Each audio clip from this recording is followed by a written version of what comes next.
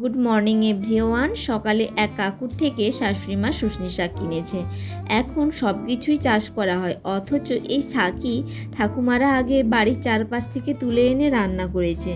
তো যাই হোক, আমি সকাল সকাল শাক বাছতে শুরু করে দিয়েছি। প্রথমে শাকগুলো মিলে ভালো করে দেখে নিয়েছি পোকা নেই, তাই এই ছোট চালুনিতে করে ভালো করে চেলে নিচ্ছি। মোট 2 প্যাকেট নিয়েছিল। আজকে এগুলোই ভাজা হবে, কালকের জন্য একেবারে বেছে নিয়েই ফ্রিজে রেখে দেবো, কেননা রোজ রোজ তো আর বাড়ি থেকে বিক্রি করতে আসে না। আচ্ছা, আমি তো এতক্ষণ ধরে শাক শাক করেই চলেছি। তোমরা এবার বলো তো, তোমরাও কি আমার মতো শুশনি শাক খেতে পছন্দ করো?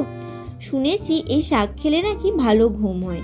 আর এই দেখো, তোমাদের সাথে গল্প করতে করতে শাক বাছা হয়ে গেল। এবার ভালো করে ধুয়ে নিই। আর বাড়িতে দুপুরের মেনু আজ একেবারেই সাদামাটা হয়েছে। ভাত আর শাক ভাজা, আলু চোখা, তিল ভাজা আর ডিম ভাজা ডাল। খুব জোর খিদে পেয়েছে, এবার খেতে বসি। টাটা, দেখা হচ্ছে নেক্সট ভিডিওতে।